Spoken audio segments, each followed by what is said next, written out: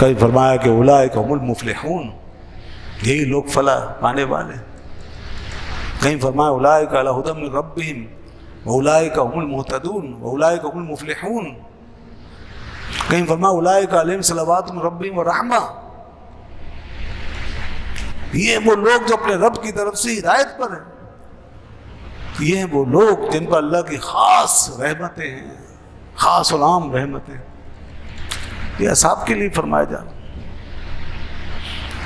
اور وہ کون ہیں جن کے لیے قرآن نے فرمایا رضی اللہ عنہم ورضوا عنہ.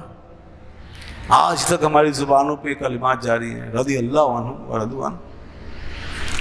یہ رضی اللہ عنہ جب آپ بولتے ہیں تو یہ کہاں سے بولتے ہیں؟ کس نے سب سے پہلے یہ بات ارشاد فرمائی ہے؟ یہ اللہ نے ان کو دی ہے. یہ وہ اعزاز ہے جو آسمان سے ان کے لیے اترا ہے. یہ تمغہ ان کو دیا گیا، کسی کے لیے نہیں ہے دنیا میں. انبیاء کے بعد، پیغمبروں کے بعد اگر اللہ نے اپنی رضا و خوشنودی کا اعلان فرمایا تو ان حضرات کے لیے فرمایا سب سے پہلے.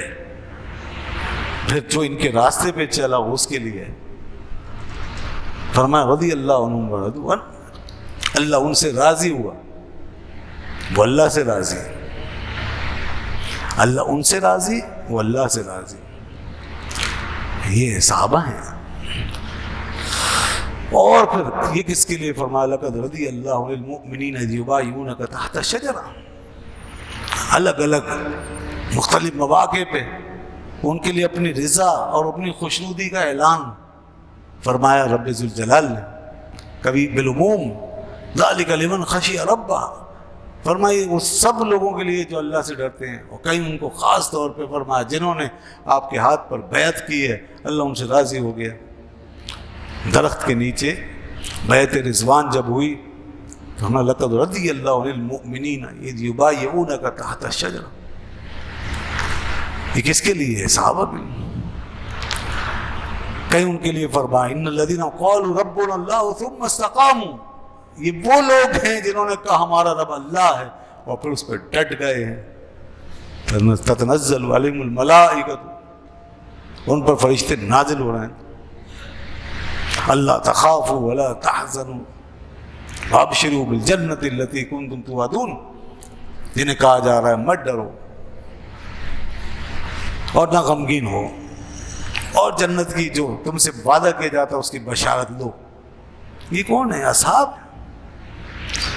یہ کس کے لیے کہا گیا؟ یہاں ایمان کی بات ابھی آئی نا، فرمایا ان کے جیسا ایمان لاؤ، اس لیے کہ ان کا ایمان وہ عام لوگوں کے ایمان کی طرح نہیں ہے اور قیامت تک کوئی ان جیسا ایمان لا ہی نہیں سکتا. کیوں؟ اس لیے کہ حبب الیکم الایمان وزینہ فی قلوبکم. اللہ فرماتا ہے کہ ہم نے ایمان کو ان کے لیے محبوب بنا دیا ہے، ان کے دلوں میں ایمان کی محبت ڈال دی ہے، رچا دیا، بسا دیا ہے، قائم کر دیا ہے. وَزَيَّنَهُ فِي قُلُوبِهِمْ، اور اس ایمان کو ان کے دلوں میں مزین کر دیا ہے، آراستہ کر دیا. حبب الیکم الایمان وزینہ فی قلوبکم وکرہ الیکم الکفر والفسوق والعصیان. اور ایمان کے راستے میں آنے والی رکاوٹیں کیا کیا ہے؟ کفر، فسق، گناہ، یہ سب ہے نا. ایمان، کفر سے ایمان مٹ جاتا ہے اور فسق سے ایمان آلودہ ہو جاتا ہے اور گناہوں سے ایمان کمزور ہو جاتا ہے. کفر، گمراہی اور گناہ، یہ تین قسم کی چیزیں جو ایمان کو خراب کرتی ہیں. کفر ایمان کو مٹا دیتا ہے، فسق یعنی گمراہی یہ ایمان کو آلودہ کر دیتی ہے، مومن کو سیدھا ایمان کی حالت میں سیدھا کھڑا رہنے نہیں دیتی. گمراہی اس کو کہیں نہ کہیں دائیں بائیں جھکا دیتی ہے، پورا ایمان پہ کھڑا نہیں رہتا. اور گناہ، یہ گناہ ایمان کے قدموں کو کمزور کر دیتا ہے. گناہ سے ایمان کا نور نکل جاتا ہے، چاہے سیدھا کھڑا ہو مگر بے نور ہے. روشنی بن کے کھڑا نہیں ہوگا، کھڑا ہوگا مگر ظلمت کے طرح کھڑا ہوگا، جیسے وہ مینار جس کی روشنی غائب ہو۔ تو اس طرح یہ کفر، یہ گمراہی اور یہ عصیان، نافرمانی، اللہ فرماتا ہے میرے نبی کے اصحاب میں نے تم سے یہ سب کچھ دور کر دیا، میں نے تمہارے لیے کیا کیا؟ وَكَرَّهَ إِلَيْكُمُ الْكُفْرَ وَالْفُسُوقَ وَالْعِصْيَانَ، میں نے تمہارے طرف کفر، گمراہی اور نافرمانی کو مکروہ بنا دیا ہے، قابل نفرت بنا دیا ہے۔ اب تم اسے نفرت سے ہی دیکھو گے، کبھی محبت سے نہیں دیکھو گے۔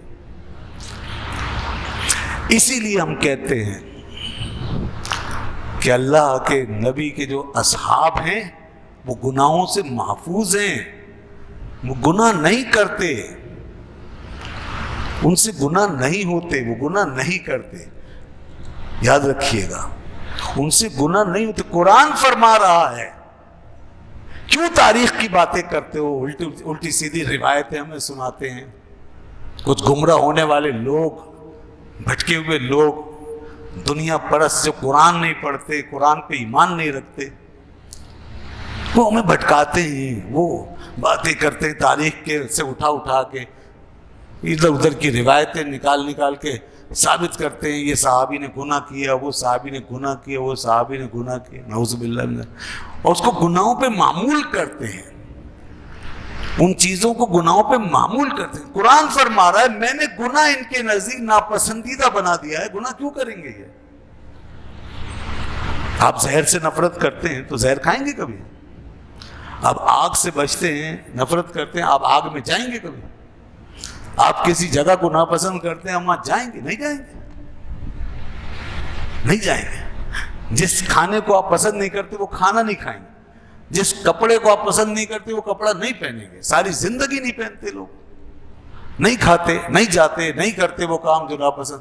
تو اللہ جس کے لیے فرمائے کہ ان کو میں نے یہ کر کے دیا ہے کہ یہ اب نہ کفر سے محبت کریں گے بلکہ نفرت کریں گے، اور اسی طرح یہ گمراہی سے نفرت کریں گے اور گناہوں سے نفرت رکھیں گے، تو ایسا ہی ہے، ان کے دلوں میں نفرت ہے۔ گناہ کس کو کہتے ہیں؟ جان بوجھ کے ایک چیز کو جان کر کے یہ غلط کام ہے پھر اس کو اختیار کرنا، یہ گناہ ہوتا ہے۔ اور اگر جان بوجھ کے نہیں ہوا تو پھر وہ خطا ہوتا ہے۔ تو خطا اور گناہ میں فرق کریں۔ اب لوگ ان کی خطاؤں کو جو کبھی کبھار واقع ہوئی وہ گناہوں کے کھاتے میں ڈال دیتے ہیں۔ خطا ہے، خطا ہے، چاہے کتنی بڑی ہو، ان کے حق میں خطا ہو سکتی ہے۔ جیسے انہوں نے احد میں بعض لوگوں نے درہ چھوڑ دیا، حضور نے فرمایا تھا کہ یہ درہ نہ چھوڑنا، یہ درہ نہ چھوڑنا، چاہے کچھ بھی ہو جائے۔ انہوں نے چھوڑ دیا، کچھ لوگ وہاں ڈٹے رہے، ان کے سپہ سالار عبداللہ بن جبیر رضی اللہ عنہ ڈٹے رہے، وہ شہید ہو گئے۔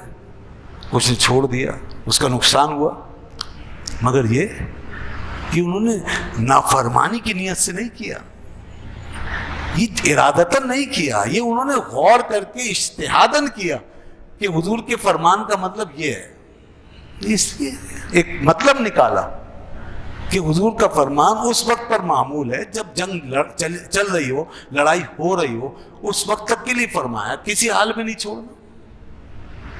اب جنگ ختم ہو چکی، دشمن بھاگ گیا، میدان خالی، درہ چھوڑ، یہ سوچ کے انہوں نے کیا، بہرحال کوئی خطا ہو گئی، اس فکر میں، اس اجتہاد میں خطا ہو گئی جو انہوں نے کی۔ اللہ نے ان خطاؤں کے بارے میں قرآن نازل کر کے فرمایا میں نے معاف کر دیا، سبحان اللہ، وہ بھی معاف کر دیا۔ گناہ تو گناہ ہے، ان کی خطاؤں کے بارے میں فرمایا جاؤ معاف کر دیا، کوئی معاوضہ نہیں ہے ان سے۔